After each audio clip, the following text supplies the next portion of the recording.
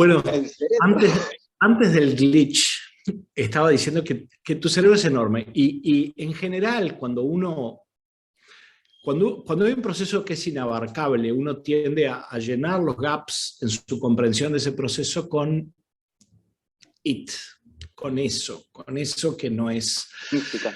De hecho la historia está llena de pequeños ladrillos que metimos en el medio de nuestra comprensión de cosas. Cuando empezamos a entender la mecánica celeste y el movimiento de los astros, resultaba al principio incomprensible, después resultó sorprendentemente regular, y era tan regular que alguien dijo, mirá, esto es una manifestación de un diseño divino, y Kepler trató durante años de acomodar las órbitas de los planetas a los sólidos pitagóricos, porque claramente era un mensaje divino. El propio Kepler en determinado momento dijo, es perfecto, pero no tan perfecto, en realidad no son órbitas perfectas, son medio un huevo, son elípticas. Bueno, hay algo allí que parece ser un poquito más random de lo que creía, y así vamos rellenando. La historia de la ciencia está llena de esos gaps. El éter llegó hasta Einstein, fue contemporáneo de Einstein, es una sustancia interatómica que mantenía el universo todo junto, hasta que alguien dijo, che, no es necesario el éter, vamos a sacar el éter. Antes de entender lo que era el oxígeno, había una sustancia que producía la combustión, el flogisto, que tampoco existía. Todo el tiempo estamos llenando gaps con eso, que por una parte. Y por otra parte tenemos una larguísima tradición dualista, donde está la manifestación física, transitoria y degradable, y está la esencia. Tenés el pensamiento platónico, tenés la idea de que el cuerpo es nuestra casa, pero el habitante del cuerpo es el espíritu. Esa es una larguísima tradición según la cual, y es una sensibilidad histórica, aquello que es material es caca, no se toca. En cambio, lo espiritual, lo que no se toca, lo que no se puede tocar, y eso es muy atractivo, porque es permanente. Imagínate que yo te digo que tenés dos opciones, yo te doy dos cajitas. En una cajita vos sos un ser eterno, que tiene algunas cualidades eternas, que vas a durar para siempre, que vas a volver a ver a tus abuelos, que vas a estar al lado de Dios, que vas a estar bárbaro, que vas a pasar bárbaro y que vas a vivir para siempre. En la otra cajita es que te vas a morir y te vas a descomponer, y dentro de 300 años nadie se va a acordar de vos. ¿Cuál elegís? Es difícil decir, mira, elegí esta, pero por el mérito que tienen estas ideas. El peso afectivo de seleccionar una opción en la cual hay una dimensión de Lucía que no morirá, es enorme. Pero si vos lo pensás de una perspectiva más abierta y más compleja y decís, bueno, en realidad Lucía está hecha de átomos que se generaron en el origen del Sol, Sí. esos polvos de estrellas, los átomos que te constituyen fueron parte de un coatí, y antes de un dinosaurio, y antes de hierba, y antes de bacterias, y eso seguirá por siempre. Eso es la vida eterna. Eso te iba a decir, esa es la vida eterna en realidad. Sí. Son obviamente dos opciones, donde en una, Sí. Lucía es una república que sigue teniendo su propia legislación por forever, Claro. y en otra se descompone. Igual hay algo que me da como que me hace. ¿Cuál es la diferencia? O sea, ¿qué hace que un cuerpo esté vivo de que esté muerto? ¿Qué es lo que hace que tenga esa energía, no? Perdón, volví a usar la palabra, pero ¿qué es esto? ¿Qué es lo que hace? No sé, ¿se entiende? Estoy leyendo en este momento un libro sobre ese tema, porque definir qué es aquello que está vivo es difícil, pero una época no remota, en mi infancia, se consideraba que la vida era uno de los estados de la materia. Se volvió muy popular la idea de que pasada cierta complejidad la materia desarrollaba vida, y que la vida estaba en todas partes. Y de hecho había una idea bastante popular que se llamó la ecuación de Drake, que decía, bueno, mirá, vamos a calcular cuáles son las probabilidades de que haya en los distintos planetas vida. Y ahí, bueno, vamos a poner una de las variables de la ecuación es si hay agua, si está a una distancia del Sol donde el agua puede estar en estado líquido, si hay una estrella cerca que le pueda formar un... Y era simplemente ver los requisitos para la vida y su probabilística. Y en base a eso se había llegado a la conclusión de que había miles de estrellas a nuestro alrededor donde había vida. en años más recientes empezamos a darnos cuenta que los requisitos para que haya algo y la existencia de ese algo son dos dimensiones muy distintas. Es como llegar a una isla desierta y decir, che, acá hay elefantes, o sea, que hay marfil, y también veo árboles de ébano, así que es muy probable que haya pianos acá. Y es tipo, no, no, no. Los pasos necesarios para que un montón de marfil y un montón de ébano se conviertan en un piano son muy, muy, muy, muy complejos. Podrías decir que la vida está caracterizada por la disposición a la replicación. Que es gracioso porque hay cosas que no están vivas y que también se replican. Iba a decir, claro. Los virus o los cristales que reproducen su estructura. Necesitas más cosas. Es decir, necesitas que haya procesos de síntesis de energía, que haya o sea, no solo necesitas que la cosa se reproduzca, sino que establezca relaciones energéticas con el entorno. Hay quien diría, bueno, la muerte es una de las dimensiones de la vida. Hay cosas que no se mueren. Uno muy rara Claro, vez pero me parece que sobre esto. también desde nuestra dimensión humana queremos, o sea, le ponemos vida a cuando hay un yo, ponerle desde la psicología, un yo que está expresándose, porque para mí, por ejemplo, estoy trabajando como para mí la muerte es vida, solo que es vida de otros organismos que están en ese cuerpo y que están transformándose y transmutándose y no sé, hay una descomposición que para mí es vida también. Esto es una mirada personal, ¿no? Pero digo, esos microorganismos no entran a tu cuerpo cuando te morís. Ahora, en este no, momento, estoy llena, seguro. Sí, sí, sí. tu Estoy completa. ecosistema tiene más microorganismos que tienen Sí, otro genoma que células que tienen tu lo genoma. sé, sí, O sea, sí, sí, sí, esa es maravilloso. dimensión existe. Vos sos un microbioma, todo eso existe. Entonces, de hecho, hay todo un drama legal para definir cuándo algo está vivo y viable, cuándo Claro, un feto merece derechos, cuándo se puede eutanizar a una persona. claro. Sobre todas esas dimensiones no tengo la vara legislativa. Yo No, no, lo era que digo pensabas, ¿no? es que esas dimensiones, me doy cuenta que históricamente hay un signo de más a desmaterializar la existencia. Hay un signo de más social que tiene que ver con la pureza, con lo intocado, con lo impoluto, con aquello que no es transitorio, aquello que no morirá, aquello que es esencial, aquello que es ontológico. Todas esas dimensiones tienen un más, mientras que lo corporal, lo escatológico, todo aquello que es la carne es concupiscente y es pecaminoso y es decadente. Y entonces esas dimensiones están muy metidas en una sensibilidad desde el origen de nuestras culturas, y es muy difícil que vos veas esas dos dimensiones de una manera ecuánime. Es difícil decir, ¿sabes qué? Voy a ser un juez sin prejuicio y voy a optar por una de estas dos simplemente por sus propios méritos. Y que también es una dicotomía más, ¿eh? También es como, ¿no será una falsa dicotomía también? No, porque justamente el dualismo es una dicotomía. Te pongo un ejemplo. Cuando te dicen, vos realmente tenés mucha cabeza, tenés que sentir más acá, ¿viste? Eso te lo dice todo el tiempo. Tenés que guiarte más por tu intuición, como si la intuición no se generara en tu cabeza, o como si los sentimientos no tuvieran una neurofisiología muy rica. Y al mismo tiempo, como si tu cabeza terminara en alguna parte. ¿Dónde termina tu cabeza? Vos cuando tenés un sentimiento amoroso, ¿se generó a nivel racional? No, se generó en glándulas suprarrenales, se generó en flujos de hormonas, muchos de ellos nacidos de las gónadas. Y no hay un límite, no hay un cartel que dice bienvenido a la cabeza.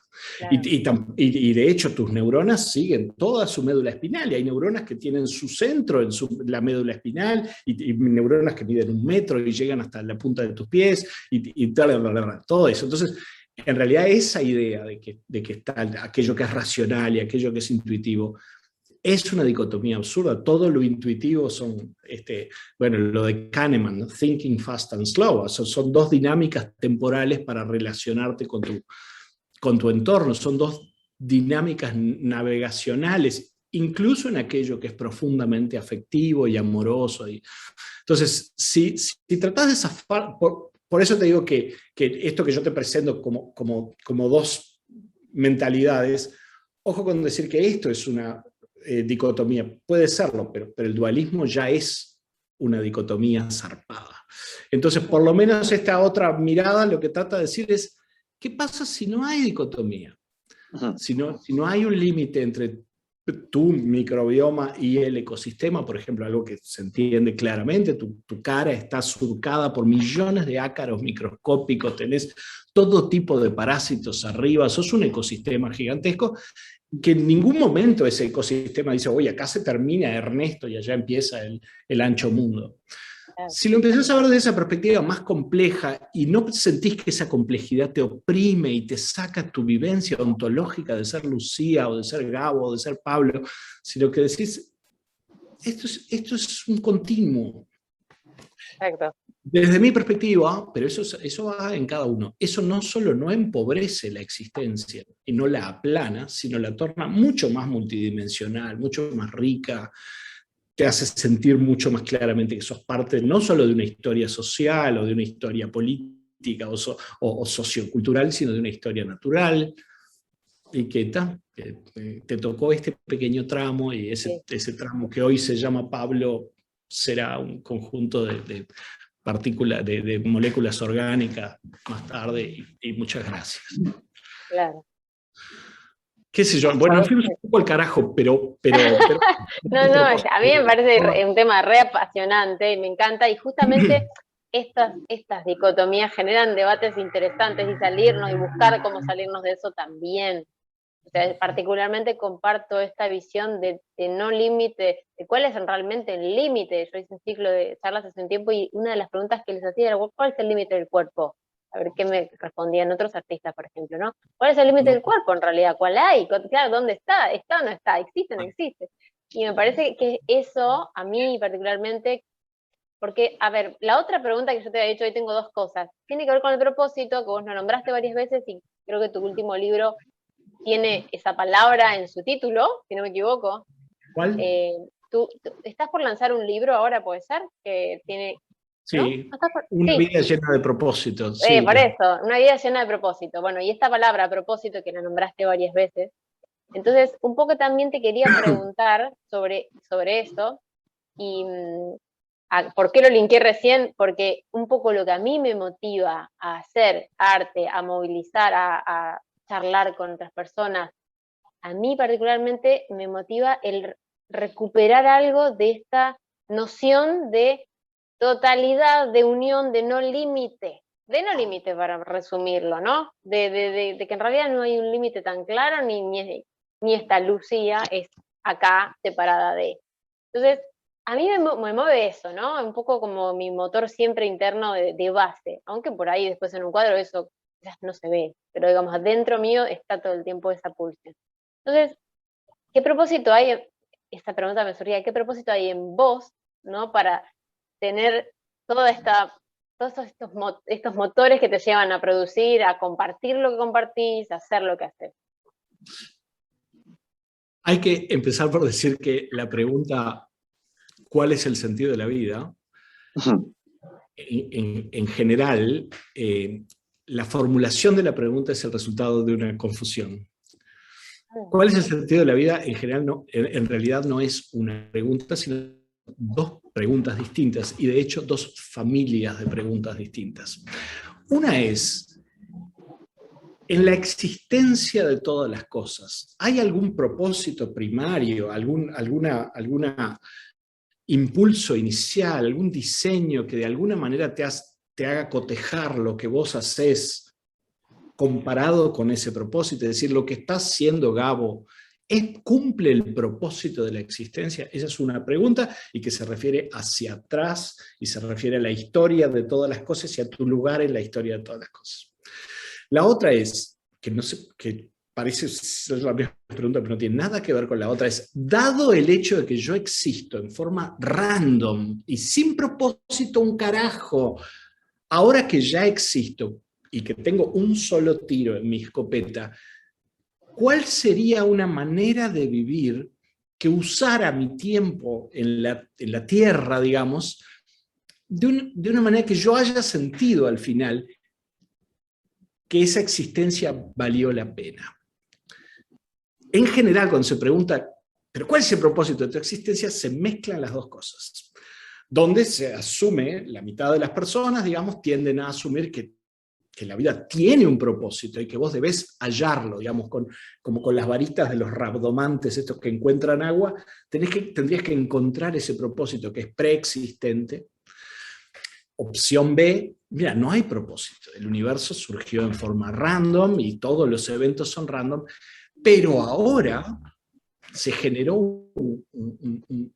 un raro loop en ese universo donde empezaron a haber seres dotados de cada vez más agencia. Es decir, una mosca tiene más albedrío que un meteorito, ¿verdad? Porque un meteorito sigue estrictamente las leyes de la inercia y de la gravedad, y una mosca puede ir para acá o para allá. Y ahí el universo se fue a la mierda. Cuando empieza a haber un grupo de átomos que decide para dónde va, siguen aplicando las leyes de la física, pero empieza a haber un modelo de interacción de la materia. Entonces, te tocó ser, en esa escala que ocurrió en nuestra pequeña vivencia, eso ocurrió en la Tierra, te tocó ser unos seres que no solo eligen ir para la izquierda y la derecha y desarrollaron sensores muy complejos para hacerse un mapa del mundo, sino pueden incluso hacer una construcción estratégica sobre entender que su existencia es finita, lo que ya es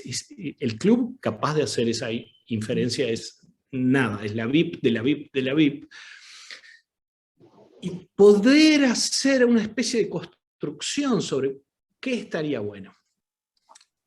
Ahora voy a contestar tu pregunta. En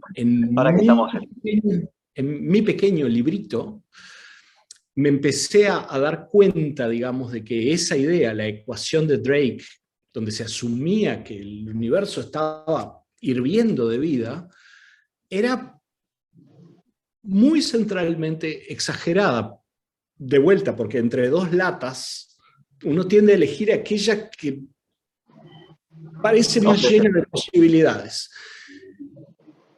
Cuando empecé a pensarlo en términos de ébano y marfil, empecé a suscribir la idea de un puñado de autores que dicen que no sabemos, definitivamente no sabemos, pero no habría que descartar que tal vez haya vida solo acá. Que la vida es probabilísticamente tan improbable, no solo o sea, la vida es muy improbable, pero la vida inteligente es una cosa completamente tan improbable que en la Tierra hubo 3.200 millones de años de vida unicelular antes de que hubiera nada que se pudiera combinar dos células. Y cuando pasó eso fue una revolución, pero esa revolución perfectamente podría no haber pasado. Entonces, capaz que solo se piensa acá. Hay una cosa hermosa que dice Carl Sagan, que ya se imaginarán que es uno de mis héroes totales. Y Carl Sagan decía, la conciencia es el único medio por el cual el universo se piensa a sí mismo. Entonces, y ahí viene la responsabilidad judeocristiana que he puesto sobre mis hombros, es, si estás acá, y sos una improbabilidad cósmica, sos uno de esos animalitos capaces de pensar el universo, deberías tratar de que esa conciencia se expanda, porque hay un imperativo ético de que esa conciencia ¿La conciencia es inherentemente buena? No necesariamente, pero amplía los repertorios de conducta del universo. Es decir, que la mosca tiene un repertorio de conductas infinitamente más complejo que la luna. Claro. Entonces, si podés contribuir a que el universo tenga de alguna manera una mayor variedad de repertorios, el lugar es más interesante. ¿Pero ese pensamiento no es antropocéntrico? Sí, es antropocéntrico. ¿Y por qué lo generé? Porque soy un antropoide. Y ese es más o menos mi modo de estar en el mundo. Podés contribuir a que haya una existencia más sensible, más profunda, más razonada, a que haya más disposición a comprender al otro, a comprender la fragilidad de tu propio proceso cognitivo, a comprender la falibilidad de las personas y la necesidad de complementarse para construir consensos e ideas. ¿Podés hacer con eso un mundo más consciente? Sí. ¿Y eso se ha hecho? Claro que se ha hecho. Eso es lo que a mí me exaspera cuando la gente te dice el mundo es un caos. Las pelotas es un caos. Tenés 8.000 millones de personas y los asesinatos diarios en toda la Tierra son 3.000. En 8.000 millones de personas, es decir, 1 cada 2 millones de personas decide matar a otro, y el resto tienen vidas funcionales que se guían por legislaciones y participan de sistemas políticos donde se eligen cosas. ¿Y no te parece que es increíble lo que las personas han sido capaces de construir? Retrotraete hacia atrás. ¿Cuánto hay que retrotraerse para llegar al feudalismo? Lo que yo te decía hoy, 4 vidas de tu abuela es el feudalismo. Y 8 vidas de tu abuela es el esclavismo y el oscurantismo y la inquisición más cruda. Pero ahora si hay intolerancia, a lot. La pregunta no es si ahora hay intolerancia, es cuánta y cuál es el vector, para dónde demonios va. ¿Hay formas de contribuir a que haya menos intolerancia? Claro. ¿Y cómo se demuestra que hay formas de contribuir? Y bueno, en el hecho de que hay menos intolerancia. ¿Con respecto a cuándo? Con respecto a hace 500 años, que en términos históricos es un soplo. Ayer, mañana, la nada. Entonces, ¿eso quiere decir que hay que salir a tener una vida complaciente? No, al contrario, hay que hacer una construcción crítica, porque esa construcción crítica claramente funciona. ¿Y dónde se demuestra que funciona? En el hecho de que estamos teniendo este Zoom. Sí, yo creo, ¿entendés? No son suizos, y yo soy un uruguayo, y estamos acá tratando de generar un pensamiento interesante en nuestras comunidades. What the fuck? Igual yo creo que estás parado en una esquina del ring difícil todavía, con suerte en una época donde te dan una esquina en el ring, eso sí. O sea, hace 10 años, 20, no, hace 100 años posiblemente esa esquina no existía y ibas a la hoguera. Pero estás en una posición muy difícil porque le estás diciendo a la gente, básicamente, todas las esperanzas que pusiste de ser inmortal de esa caja es basura. Y es muy difícil ponerse en esa cosa porque te van a... No es basura, hay formas medidas y basadas en evidencia de contribuir a un ciclo de largo aliento. Esas se saben. ¿Y cómo se saben? Porque tenemos paleontología y porque tenemos una arqueología genética de los seres que nos precedieron y porque entendemos cómo funciona eso.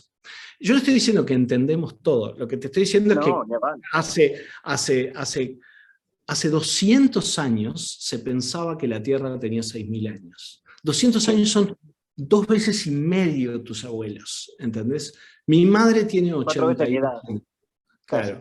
Entonces hay que realmente ser capaz de tener una profunda insatisfacción acerca de nuestro grado de justicia social y de nuestra capacidad de hacer un mundo sustentable y de ser completamente insatisfecho. Y al mismo tiempo, cosa que no es dicotómica, ser capaz de darte cuenta de dónde mierda venís y de darte cuenta que eso pasó ayer y que los egipcios ocurrieron anteayer. Y eso, como no tenemos una perspectiva temporal, histórica, realmente profunda, el ser humano con esta configuración física existe hace 70.000 años. Hace 200.000 años había Homo sapiens, pero los vaciados endocraneanos de esos Homo sapiens no presentan evidencia de área de Broca o área de Wernicke, o sea que se asume que hace 200.000 años no había lenguaje verbal con sintaxis. De repente había llamados complejos, pero no había forma de hablar del pasado, ni formas de hablar de elucubrar sobre el futuro. O sea que esa capacidad surgió hace unos 70.000 años. Hace 40.000 años alguien hizo una flauta que tiene la escala pentatónica en los agujeros. Ya entre una cosa y la otra se fue a la mierda. Es esa idea de que esta especie, que es al mismo tiempo súper lenta y vertiginosa, necesita un cuadro histórico para que tengas un poquito más de tranquilidad. Te voy a dar este dato que a mí me rompe la cabeza. Entre que se hicieron las primeras piedras afiladas, los Homo erectus hicieron piedras afiladas, y que alguien las puso en un palo pasó 1 millón de años entre estos dos hechos tecnológicos. ¿Entendés? Y ahora, oye, hay que usar Zoom ahora y el WhatsApp sirve para... Todo eso ocurre cada 10 minutos y la gente sigue exasperada por la lentitud de los cambios humanos, ¿entendés? No sé, y de vuelta te digo, yo no soy un complaciente para nada, tengo niveles de insatisfacción lindantes con la psicosis, pero soy capaz de entender al mismo tiempo que esa insatisfacción tiene que incorporar un cuadro histórico, si no estás arando en el mar, ¿no? Pasa que también, al ser tan finitos nosotros, o sea, al tener una porción de eternidad tan pequeña, digamos que, y ahora que estamos en una costumbre de que todo tiene que ser inmediato, todo tiene que ser inmediato, el tiempo, para nosotros, es el tiempo que vivimos, no el tiempo que va a vivir mi bisnieto ni mi nadie. O sea, uno puede decir, no, porque yo quiero dejarle a mis hijos un futuro mejor, pero en realidad lo que vivimos es una porción muy pequeña y nosotros queremos que en esa porción, o sea, nosotros yo en los 40 años que tengo, los 42 años que tengo, he vivido, pero cambios atroces en la existencia. Que ya no necesitas necesariamente aludir a tus tatarabuelos para entender los cambios sociales. No, yo sí.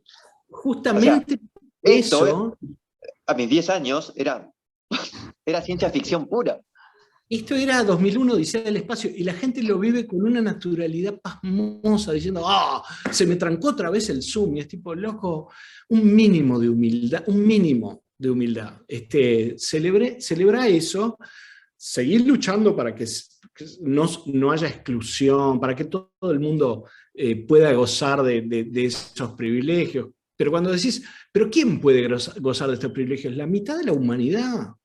Uruguay, que es un país latinoamericano, tiene 3.300.000 personas y 4,5 millones de smartphones. Eso es Uruguay, un país postcolonial que fundado en 1830. Entonces, a veces nos cuesta entender que esas dos cosas pueden ir juntas. Ese deseo de expandir y de generar cada vez más derechos y cada vez más... Y la capacidad de entender de dónde demonios venís. Pero a mí me parece también que a veces pareciera que la gente necesitara como ver solamente una cara, porque si no, esto de los tonos intermedios están mal vistos. Está como, o me paro acá y niego todo lo demás, porque si yo admito algo de lo otro, pareciera que se debilita, no sé, mi causa. La Biblia misma tiene una serie de sentencias contra los tibios. Los tibios. Cuando en realidad, si vos ves la historia de la humanidad, no es la historia de un conjunto infinito de manifestaciones de arrojo. Una porción importantísima de la historia de la humanidad es una larga sucesión de actos de cautela y de vamos a pensarlo bien. Es decir, la historia tiende a premiar a aquellos sujetos que son extremos, pero en realidad la gama de gris logró tanto como el más valioso de los... Entonces, esa capacidad de decir, estas dos ideas son compatibles, en mi cabeza no solo son compatibles, son necesarias. De hecho, sin esa idea, la lucha social se convierte en un ejercicio gratuito de autocongratulación, de algo que hago para sentirme bien, en vez de algo que hago porque claramente funciona. Históricamente ha funcionado y por eso lo haces. Es decir, hay una negativa tan grande a que la materialidad de los procesos te imbuya. En fin. Puse una cara rara porque me acaba de avisar que nos quedan 10 minutos. Sí. Así que se los transmito. No sé si esto de reunión duró menos que la anterior o no, tengo la sensación de que esto fue mucho más breve. Pero bueno, aviso que en 10 minutos esto se va a cortar. Para que administremos el tiempo. Es para charlar durante 3 días y 3 noches y 100 días más y estaríamos todavía así. Con un fogón y... Preguntas a lo loco, realmente quería... Sí. Quiero decirte 2 cositas. Una, que la dijo el cantante del Cuarteto de Nos, lo escuché hoy justamente, a mí me encanta el cuarteto, en esto que decían de los tibios, que él decía, bueno, a mí me dijeron patria o muerte, yo elegí la O. Claro. A mí me pareció tan brillante lo que dijo que me voló la cabeza. Y Y la segunda, profundamente uruguayo, hay que decir que es una frase profusamente uruguaya. Hay una medianía, una grisura muy saludable en el uruguayo, una disposición de decir, Bueno, bueno, para un poquito, vamos a tomar un mate y lo vamos a pensar desde un acá se poquito. ve como tranquilidad, sí, se ve como una parsimonía para estar más relajados ante, ante todo lo que pasa. y que Lo acá no hemos la visto. hay, ¿eh? Que acá No, culturalmente no la hay. Acá hay mucho de o el blanco o el negro, alguna cosa muy radical y no, yo lo lamento mucho, lo padezco, me pone mal. Voy a hacer bueno, Parece que un evoluciona. pequeño disclaimer, porque disponemos de 8 minutos. Con respecto al mundo de lo material, es cierto, te digo esto porque te va a pasar cuando en la próxima reunión de balneario alguien te va a decir, pero no hay realmente materia, es todo energía. Si vos haces un zoom cada vez más cercano a una Ah, partícula, lo único que te vas a encontrar son rulos de energía. Eso es cierto, pero eso no quiere decir que no sea material. mm, Esa idea de, bueno, está lo material, que es la masa, y yo cuando trato claro, de atravesar esta mesa, lo que me lo impide es masa, no, lo que te impide atravesar la mesa son campos de fuerza establecidos en claro. partículas. Eso no quiere decir que no es material, quiere decir simplemente que la energía es una cosa material. Digo esto porque eh, te va a ayudar también a eliminar esa dicotomía, donde está lo material, material. Hay que abrir y incorporar. totalmente, Eh, sí, sí, sí, buenísimo. bueno, Pablo, no hay palabras para agradecerte. Me ennobleciste el espíritu. Ahora cuando veo un atardecer, voy a- Vas a conocer las explosiones de fusión nuclear, millones ocurriendo para que vos veas un atardecer y digas, qué pero bien, la con verdad. 8 minutos de Pasame atraso, otro ¿no? matecito. No lo puedo disfrutar sabiendo que es en diferido. La verdad que no, no me sale. Pero ¿Viste la inmediatez? No. Me mata, totalmente. nos encantaría. ¿Querías decir algo más? No, pues yo quería darte lugar también para que si te quedaste con ganas de algo, de contar algo de lo que viene, de algo de lo que quieras, como que aproveches el ratito y No, cuentes. bueno, en realidad reincidir en eso que les había dicho, todo lo que yo hago, lo que intenta hacer es ponerte en una posición. Hay un sentimiento que es gracioso porque es un sentimiento religioso que se llama la epifanía, ¿no? Es cuando de repente te cae una ficha. Este, yo pienso que es un sentimiento muy hermoso y muy común en la adolescencia que se va tornando más espaciado conforme avanza uno en la escala de la edad. Y a mí me parece que todas las artes, cuando funcionan, son inductores artificiales de epifanías. Vos de repente tenés la sensación de que el mundo lo comprendés por un momento, tenés un atisbo de que el mundo es comprensible, o de que el mundo no es comprensible, pero es decididamente así. Y eso te pasa al leer una novela, te pasa al ver una buena película, y me parece que para producirlo en el otro, te tiene que pasar a vos. Mm, Tenés que sentarte y decir, para, esto que está pasando es muy raro. Yo estoy hace 1 hora 40 emitiendo ruiditos y esos ruiditos introducen en la cabeza de personas imágenes, ideas. Eso es muy raro. O sea, te tiene que pasar que te parezca rara la existencia y disfrutable. Entonces, yo lo que insto a aquellas personas que se lanzan a crear es a tratar de comunicar eso, primero de sentirlo, y después expandirlo, comunicarlo, celebrarlo. Y si todo sale bien, bueno, Bueno, dominaremos. responde un poco a una pregunta que no te hice, en realidad, que era ¿por qué elegías también estos lenguajes? ¿Por qué no elegiste, no sé, la abogacía, qué sé yo, la medicina? De golpe elegiste manifestaciones artísticas, lenguajes artísticos, ¿no? Entonces, Porque un poco lo responde. son más dados a los sentimientos oblicuos. Es decir, la abogacía se refiere al objeto específico al que te estás refiriendo. A mí me encantaría legislar, pero no me sale. En cambio, cuando miro de una forma oblicua y metafórica, induzco en el otro una sensación de, mirá, Claro, y esa es la sensación que más disfruto y por eso me gusta compartirla de alguna manera. buenísimo. Qué bueno, súper inspirador. Y además también me parece que lo que lográs es incomodar, pero positivamente. Y eso me parece que está bueno. Siempre está bueno. Dispare uno después para donde quiera y acuerde o no acuerde, que es lo que menos me interesa en realidad. Ya que se te mueva algo dentro y que te quedes como con algo, eso ya para mí es un montón. Que Así pase que, algo valioso, exactamente. Bueno, les quiero agradecer mucho esta conversación. Lamento si fue un poco llena de meandros, pero así me gusta súper interesante, conversar. buenísima. Gracias y bueno, después me cuentan qué ha pasado. Vamos a editar el material y bueno, y después lo compartimos, te lo Te compartimos. lo pasamos también, obvio. Sí, por supuesto. Así que bueno, 1.000.000 de gracias y ojalá, no sé, ojalá podamos charlar en vivo, en persona, sería genial. Sería hermoso. Yo después les mando una página que tengo donde hay un poquito de todo y bueno, les mando algún link de cosas interesantes para ver. ¿Está? Una web en Buenísimo, dale. castellano.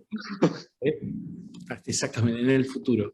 Sí. Muchas Pero gracias. bueno, en tu web está la música, que la descubrí después de entrar varias veces y fue como, mirá, acá, o sea que en tu web ya hay cosas muy interesantes para ver, ya, aunque estén la música no tiene ni inglés ni castellano, digo. Están los trailers de mis películas también, hay varias cosas interesantes. Buenísimo. Les mando los trailers de las películas también. Dale, genial. Bueno, muchas gracias. Abrazo gigante, besote. Gracias y quedo a disposición. Chau, chau. Gracias. Gracias. Chau. Hasta la próxima.